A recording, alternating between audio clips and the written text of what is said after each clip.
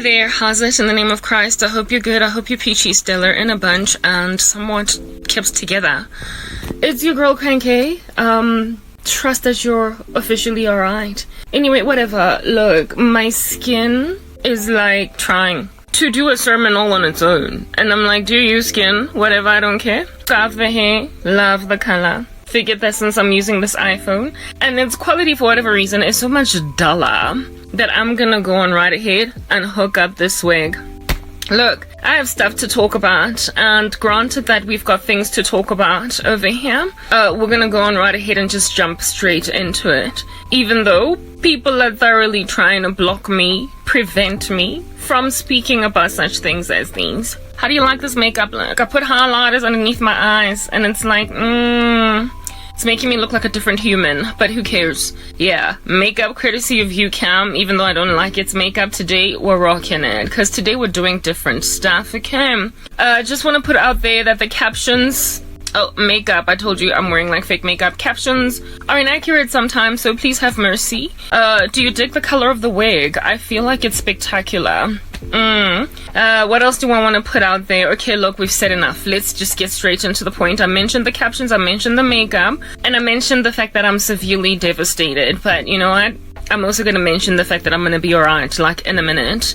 Listen, we got issues, tissues, and fundamentals, and granted that that's what's going on, we're going to talk about them. Alright.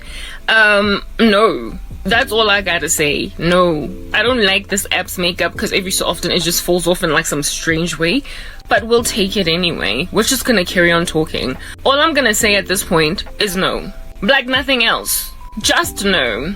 So much so am I gonna say no that I wanna do this. Watch it. Did you see a difference? Indeed, you must have. I put on earrings. That's how serious I am about saying no. Long story short, like, I'm gonna get out of this. I'm gonna be alright. I'm gonna be peachy. I'm gonna be together to a point where stuff that I no longer do, I'm gonna do it. Including wearing earrings and stuff. Yeah, and like, you know, a better shirt. Like, a whole haul of clothing every single day. Instead of rocking up and just vest.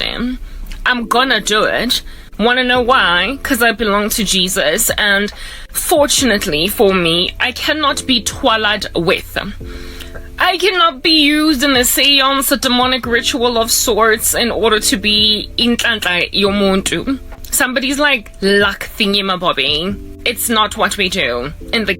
It is not what we do in the kingdom of heaven, you guys. We don't just sit around, waiting to get devoured by the prince of the power of the air that is out here devouring literally everybody else who is devourable everywhere else, okay? Let me just put this out there as well, that there's gonna be a speech lag because I'm using, I don't know, my iPhone, and I've put a whole bunch of makeup using an app, so it might just give me grief. I don't know how long I'm gonna be able to keep the wig on, this color, and all this makeup, but we're gonna strive and strive until further notice. Listen up, occult beasts, okay? Yesterday I covered twalarizationing. You're gonna have to check out yesterday's video to understand what in the world even that means, okay? It's these people that carry snakes, goats, sheep, mice, handbags, whatever it is. They're like bag ladies. Proper. Like, let's use Erykah Badu's song. You're naive. Let's get into it. I want to 3. I've been lazy to sing, but this time around I'm going to sing. A bag lady, you gon' hurt your back, dragging all the bags like that. I guess nobody ever told you all you must hold on to is you, is you, is you. One day all them bags gon' get in your way. One day all them bags gon' get in your way. I said one day all them bags gon' get in your way. One day all them bags gon' get in your way. So pack light, yeah. Now let's go convert that into a single, a Christian jam. That's what's good. A bag like a witchy lady, you gonna hurt your soul. Swallowing all them snakes like that. I guess nobody ever told you all you must hold on to is Christ, is Christ, is Christ. One day, all them demons gonna get you to hell. I said, one day, all them devils gonna get in your way. I said, one day, all that tolerization will take you to hell. I said, one of these days, all that tolerization will take you to the flames of hell. So how about you embrace the one whose yoke is light? Ooh,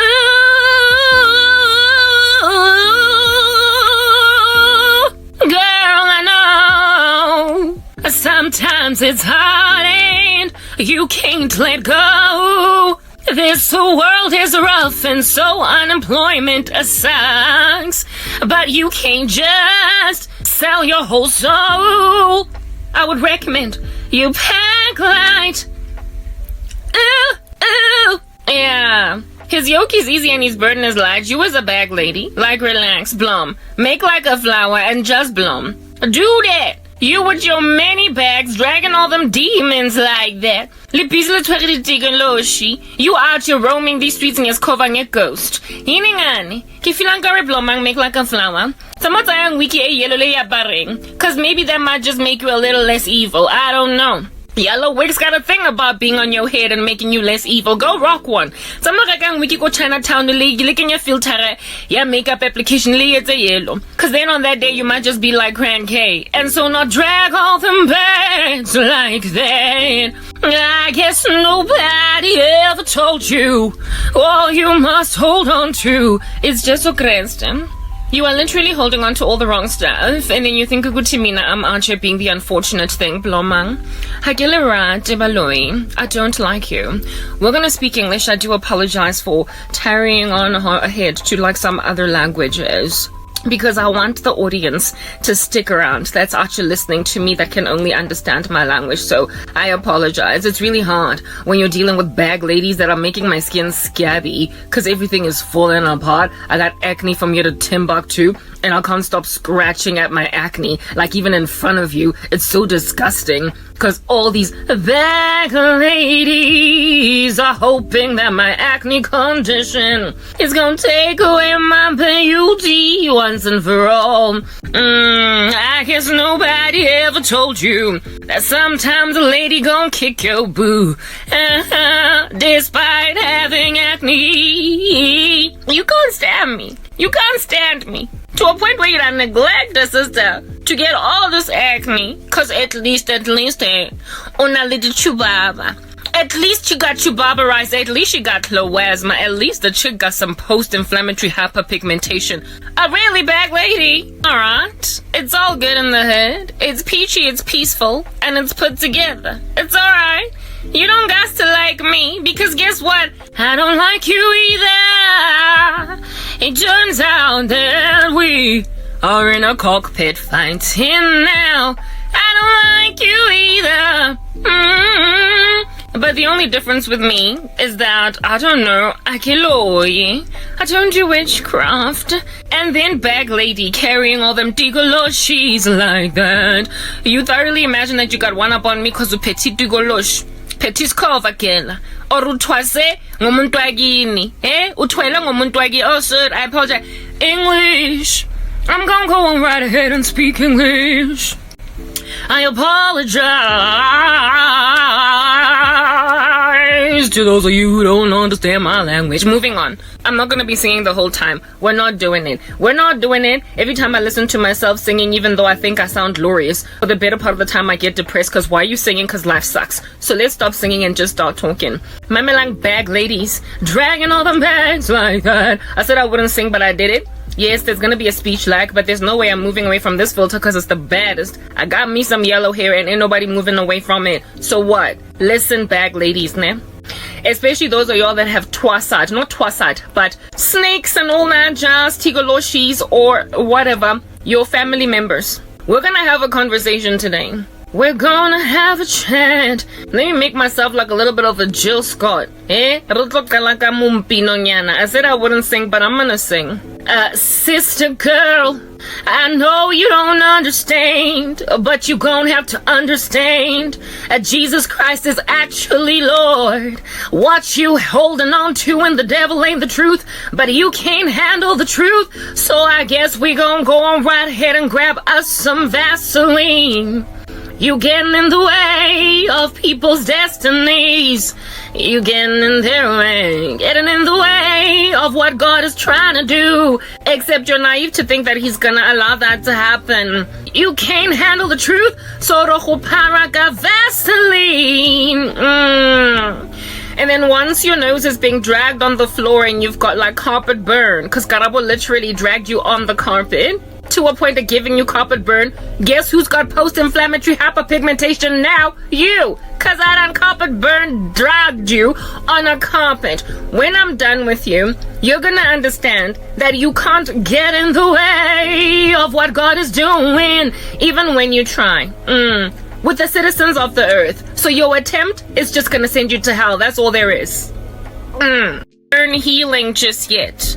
Is the carpet burn healing? If it's not healing, well, that's because the Lord God Almighty has seen it fit to make sure that your wounds never heal. So there you go, looking pitiful, just because a Christian won. There you go. Shame, Mamelang, I am done singing. We're not going to be doing this indefinitely. It's not sustainable. I don't like listening to myself sing. I am not rejoicing in it because you took away my joy. And so we gonna go and grab it back. Restore the joy to oneself. Following which you gonna know what time it is. That's what's good. Mamelang, dinswa zinja dogs. Nah, be you male or female, I'm out here in these streets gonna handle you. First Angela, understand Angela. Do you get it? If you don't, you don't gotta. Jesus Christ is the creator, right? It is written in God's word in John 1 that in the beginning was the Word, and the Word was with God, and the Word was God. The Word then became flesh and dwelt among us. Hallelujah, amen. Nothing at all in the world that has ever been done, made, created, has ever come to pass without the Word. So essentially the Word who became flesh and dwelt among us made, yes, you, and you, and you, all over the show. And he created you to be fruitful and multiply and do a better thing out here in these streets. Therefore, when you cease from being fruitful and multiplying, you just kind of like are useless on the earth. Yeah, that's what happens to lazy people. But then what happens to the human individual that causes laziness in human beings? In other words, God says, go out there, be fruitful and multiply, work by the sweat of your brow, occupy the earth and be a better thing. Rather than a witch? And then like Cain and Abel, you go on right ahead and make yourself Cain and just kill off a person that's trying to be fruitful and multiply. Whoa, what exactly happens on that day then?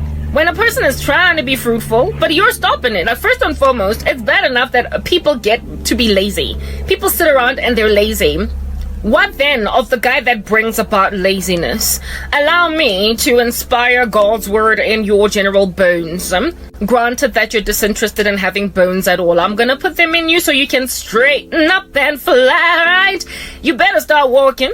You better start crawling. Do something. Don't just sit there, little slothful rando. A little sleep and a little slumber and a little folding of the hands to rest, and poverty will like overwhelm you, and scarcity will come to your backyard like a bandit.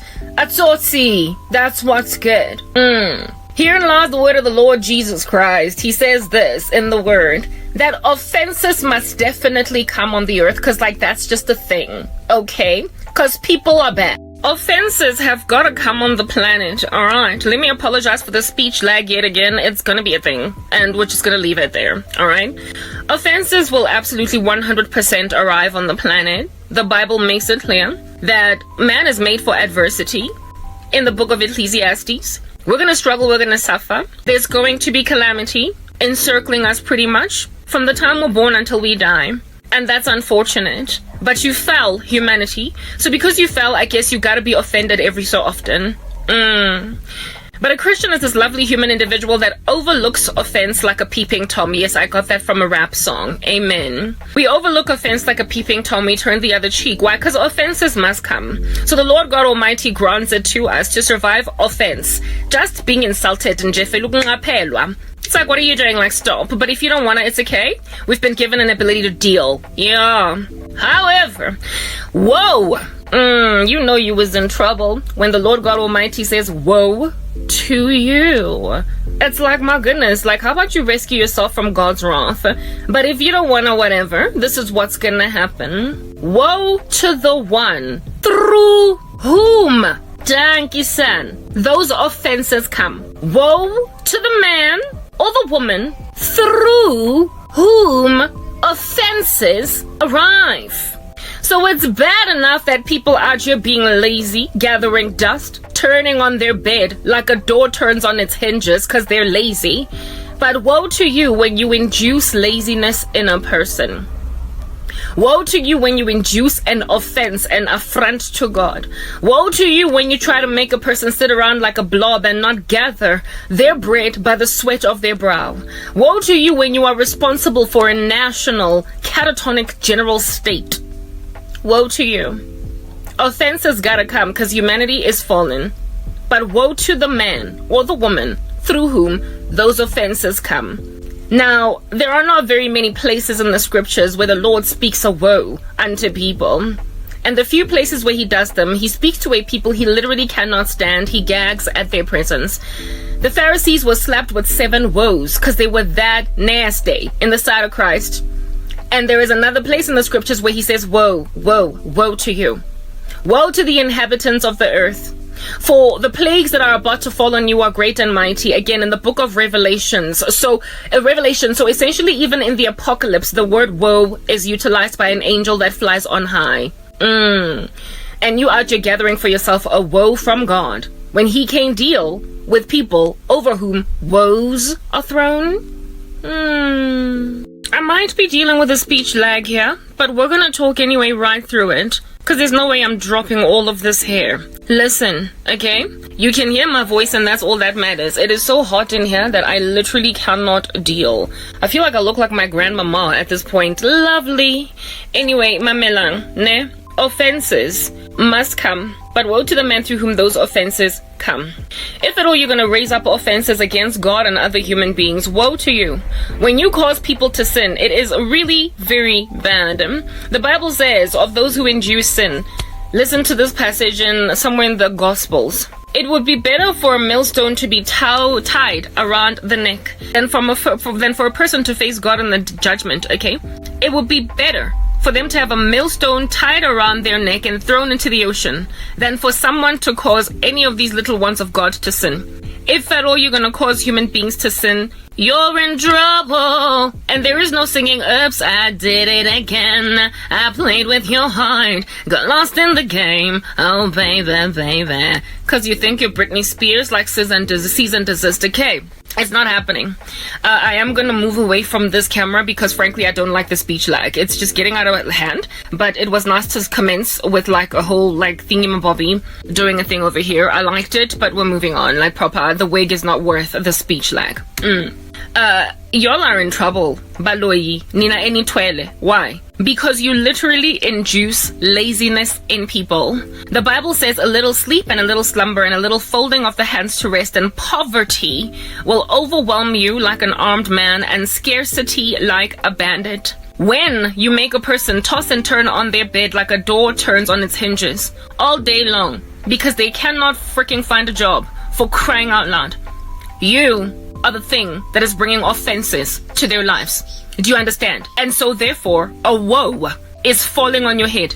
A woe is literally happening upon your doorstep. And people are trying to make me lazy. They're trying to make me give up hope. They're trying to make me give up and down tools, essentially. So in trying to make me give up, they want me to settle, compromise, do whatever it takes to get ahead. So sin. And secondly, turn on this bed that I am on right now, like a door turns on its hinges, so that poverty can overwhelm me like an armed man and scarcity like a bandit. You're looking at me being all poor, thinking I'm gonna stay here. No, people don't stay in poverty when they strive, do you understand? They eventually break out of it. But y'all trying to get me to cease and desist somewhere en route to that destination where I'm going to ultimately have my own apartment and so have something to work for. But your theft, your daylight robbery is causing laziness on the earth. Let's move on to the non-wig proper. I removed the wig. I even had to switch off the phone and on again to make it up through CapCut instead of UCam. So we had fun with that for a minute, but that was just to help you understand that I'm going to be able, at least my earrings are still on, I'm going to be able to essentially get much of what it is, not much, just enough of what I need before the rapture happens, so you can understand that when a person works, they ultimately reap what they sow, ultimately being the operative word. The Bible says do not consider it strange when you go through trials of different kinds, because this is the testing of your faith, and that you must not grow weary of doing good, for in due season you will reap the peaceful fruit of righteousness if you do not give up. Therefore, giving up is really the issue, the problem that causes a lot of people by your twasa, or by not twasa, twala, a lot of people to basically consult sangomas, to consult spiritists, evil people, to help them along in their agenda.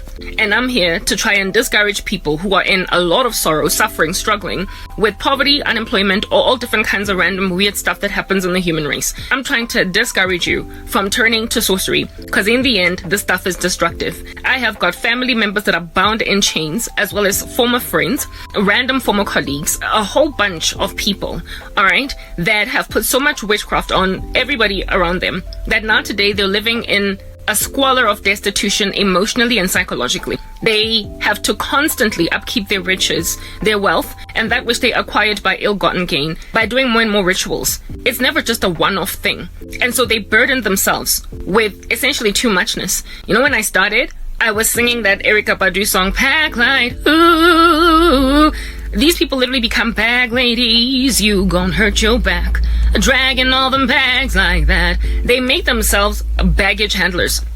They end up with so much demonic oppression. They end up with so much psychosis demonically that they cannot stand. They end up not being able to stomach people. That basatwalang. They want everybody to suffer in the misery that they're in. Every ounce of success that they have gained in their lives has been brought in from thieving from other human beings. Now let me explain to you the general human psyche, okay? People are motivated by a myriad of things. So if you've studied at university or anywhere else for that matter, theories of motivation or behavior, let's just say theories of motivation, you will come to learn that money, money, is not a motivator, believe it or not. Money is not a motivator because it does not indefinitely keep you doing a particular thing. It doesn't have power to keep a person happy. It's not a motivator. It's not a sufficient motivator. If you go and study theories of motivation, who was it? Hurwitz and anyway, some like theorist, right?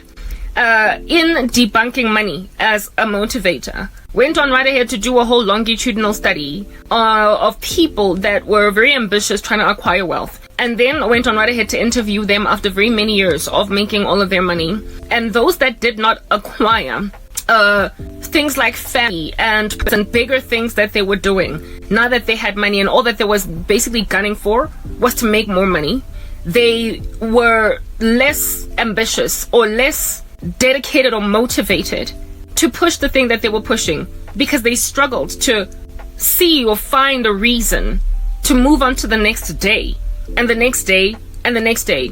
Granted that they did not have important things in life. The thing that is a motivator is purpose. Purpose is a motivator. Encouragement or approval or love or respect and honor by society is a motivator. So when people basically smile and hug you and say congratulations, well done, when you've done a good job, that can motivate a person to do better even next time, to do even better next time. Another motivator is collective effort, like a camaraderie when you're all just gunning for some bigger purpose, some bigger thing, going to achieve some. that is also a motivator. So when you're working for society in a collectivistic beneficial capacity, even when it does not pay you handsomely materially, it apparently allegedly is a very strong motivator to make you do really well in that thing. That's why humanitarian causes, as this phone, like I've still got a speech lag and it really annoys me, but it's fine. I'm going to talk through it anyway, because I don't have any other way, any other phone to use, because right now, like, my other phone is giving me issues. So all we got is this. Alternatively, I could record on both devices, literally holding both phones. That's just gonna wear me out. And then I will use the footage of the phone that doesn't have a speech lag. This one doesn't have a speech lag, but it just switches off like mid video, mid recording. Yeah, but I don't like the speech lags on the iPhone. I don't know why the iPhone is like that, because it's just supposed to be better, but it's just not at this particular point. I'm really very dissatisfied and disquieted by speech lags. Recording with both phones on, yes, like it. What an effort, what a mission. I tend to prefer to put my phone down. Not my phone, sorry, to change it. It's like what I do.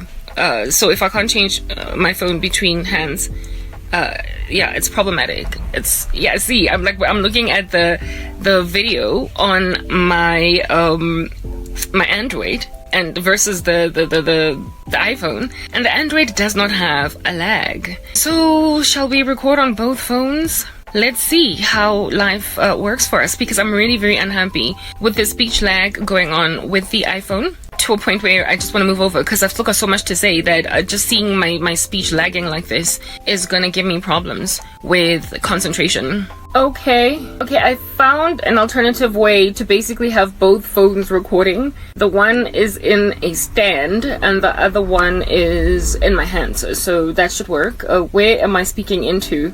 Whichever phone it is that I'm looking at will be the one that I guess does not have the speech lag. Like, for me, it's about the speech lag that I am dealing with on the iPhone. Like, that's the biggest, like, chunky problem of my general issue. Anyway, but now I've got this like glare at the back on the Android device. But anyway, whatever, let's just carry on talking. The glare is irrelevant. We're just gonna carry on. I prefer the Android. I hope it does not cut on me. If it does, then we still have the iPhone. You have the audio on the iPhone. However, there's a speech lag, but there is no speech lag here. So I'm looking at the phone, this one. I'm looking at the phone that does better by me. That's what's good. Alrighty, cool. So I was speaking about how money is not a motivator, and it's like a whole proven theory. Case studies in psychology have been done, longitudinal ones, following people around over lives to prove that money is not a motivator. And I made mention of the fact that collective effort in a society or community to achieve a particular goal is a motivator, and even without money, people can continue to do exactly what it is that they're supposed to do because of the fact that the motivation is in their the mission, the goal, and then purpose as well. Things that give people purpose are things like family, legacies, building legacies, knowing what it is that you want to do for your family and your community in the future can motivate you to thrive and push a particular thing until you achieve it.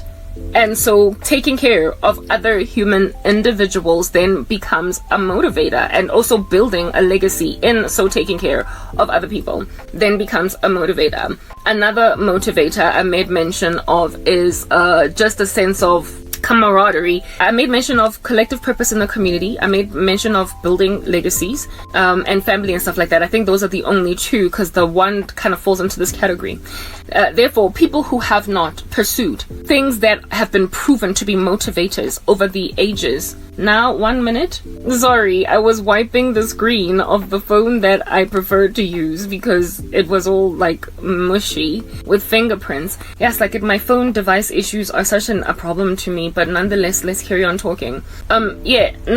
Guys, so therefore, the thing that ultimately causes laziness in people, the thing that ultimately causes to what it is was your original state before you started making money, is a lack of purpose, a lack of collective participation in the achieving of an end goal that is beneficial for a whole society. And people who are involved in darkness, in witchcraft, in all manner and kind of dark activity. lack that purpose. They don't have it. And so they get demotivated later on, they get derailed, and so money starts to become like ash in their mouths, like dust in their mouths. Money starts to become this thing that is rather now just a snare. Do you understand what I'm saying? So there is the scene in Pirates of the Caribbean. Oh, goodness gracious, this whole carrying of two phones thing is also kind of frustrating me now, because the lag, oh, not the lag, the glare at the back, but when I put it down here, it's better. So anyway, let's like now talk with the phone down here. In Pirates of the Caribbean, there are these like pirates, right? That like in the first one, I think it's called not Dead Man's Chest, but Curse of the Black Pearl. There are these pirates that stole some gold, some jewels in a place that they were not supposed to steal from. So now they're cursed. These coins, right? And that particular curse makes sure that when they eat, food turns like ash in their stomachs. Everything is just air. They cannot enjoy relations with people. One time, who is that funny captain? Barbosa. Captain Barbosa he says to Elizabeth once upon when eventually this curse of the Black Pearl is exposed. He says to her that even the touch of a woman caressing your face, you can feel nothing. You feel nothing. You eat and it all lands in your stomach and it's just air. That's what this curse of the Black Pearl is. So I can't wait to eat an apple. I can't wait to basically get what under heaven it is that I need. And in order to be, taken back to their former human state, they gotta now cut the blood of one of the child of, not Davy Jones, but say, man, I forgot the plot of the movie. But essentially they stole something. The whole theory behind the curse of the Black Pearl is that they stole something. And after stealing this particular something, they got cursed to a point where they cannot enjoy life anymore. You see, there we go. Not iPhone, but what do you call this? Just died. It just died. My thingy just died. I think it's the heat this time around, because usually the phone switches off altogether. My Android device died. So now all I have is this iPhone, guys, and how badly it is that I've got a speech lag, but at least you can hear what I'm saying. We're just going to carry on with the iPhone. Even though we have a speech lag, we're just going to have to overcome the fact that there's a speech lag. Please try not to pay attention to the speech lag issues. I do believe it's also because it's very hot right now and the heat is just exasperating my phones as well. So next time I'll try and record when it's cooler. It's not as hot as it usually is. That's why I took a risk in recording during the day, but now that I've started talking, there's no turning back. Okay, yeah, anyway, yeah, so the curse of the Black Pearl is exactly what slaps witches in waking reality. They steal from people, and then afterwards every taste of food in their mouth is ash. The touch of a woman, the caress of a woman, sexual relations, those things which are pleasures in this world, they can no longer enjoy them. Who sleep with women just so they can relieve themselves, and thereafter there's nothing. They're empty. It's just gaunt within. The food that is filled to the brim in their refrigerators is worthless. It's no longer tasty. It means nothing. They're just merely going through the modes. And the thing the thing that they're carrying on their shoulders to get to the successful place that they have gotten in this world, they now don't want it. They now don't care. They want to return the coins of the blood that they stole from, it's not Davy Jones, but some other guy that cursed them because they stole his chest. The dead man in question, whose gold they stole, has cursed them. And so essentially they get cursed by all the people they have afflicted, all the human sacrifices they have done, all the living human beings that they've lain waste, that they have destituted. In other words, like a person in your family that cannot get a job other than to go and scan groceries at the Pick and Pay when they were supposed to become a chartered accountant. They can't handle constant awareness of that person in their lives. A lot of times, people who have been slapped with sorcery don't know that they've been slapped, don't basically know that their family members have done this to them. They don't know ukuthi ngubani obayenze this thing. So they tend to have these people in their lives as well. It's their cousins, it's their children, it's their parents, it's their brothers, etc. And when your brother keeps coming to you, your brother, you you have carried a burden on your back. You have gotten initiated into something dark using the fortune of your brother, your sister, your mother, your cousin. This person will then keep coming to you on some like, I went and I applied for another job. They didn't call me for the interview. I went for the interview and I thought it went well, but I didn't get the job. That. A woman that you stole the husband of, and that's still in your life as your best friend, will be like, girl, I don't know why I'm just not lucky. Lucky, that's the word they like to use. I get them. I don't know why I'm not lucky in marriage and in love.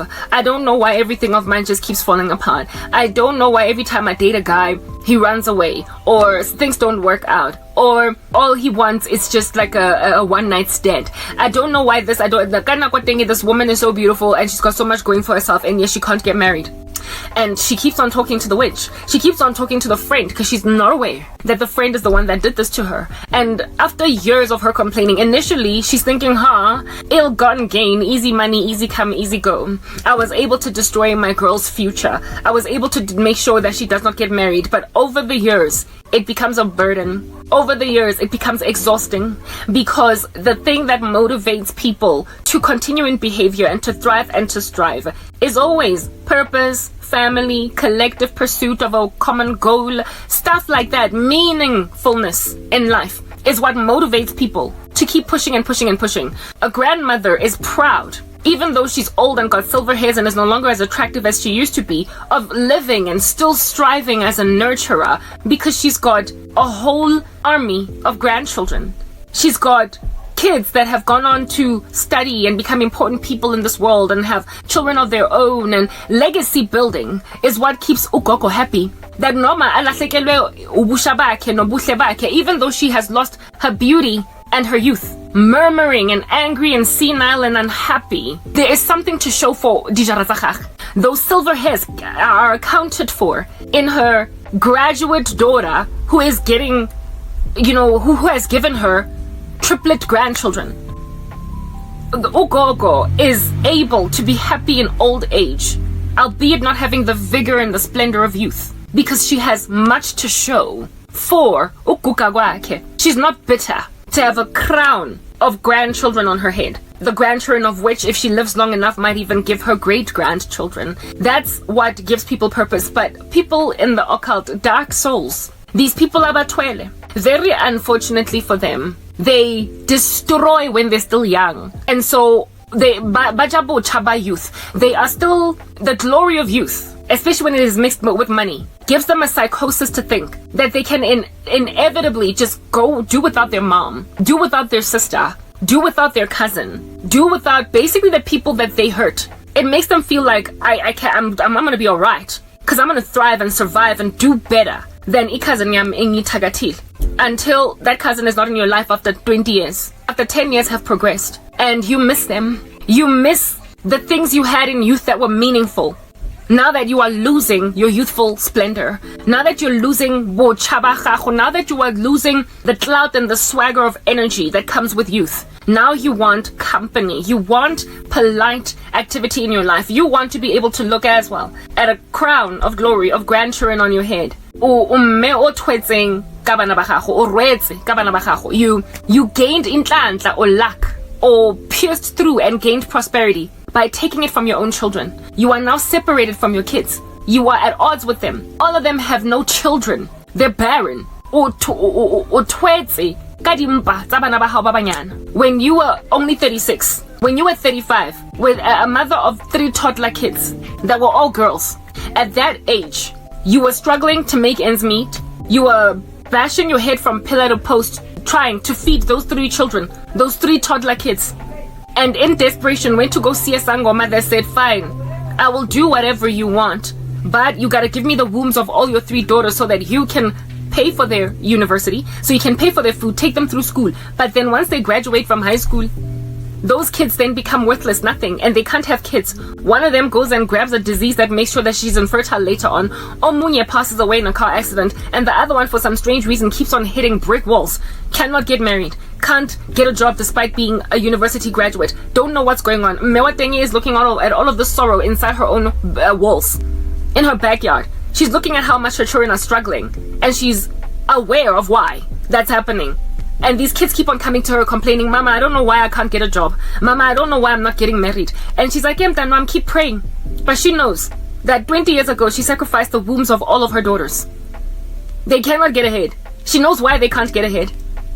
However, now she is a woman old enough to be a grandmother, but she will never ever be blessed with grandchildren because the curse of Davy Jones is all up in her grill now. The money that she gained, the apartments she was able to buy, the cars, and even paying for the university tuition of one of those children is ash. It's empty. Collective pursuit of a future legacy is gone out of her hands because urwetse ka bana ba hae. Uthwele ngabantwana bakhe. Uthwele kadimba tsa bana ba hae. You can no longer have true joy. You have no peace. You are properly like one who is under the curse of the black pearl.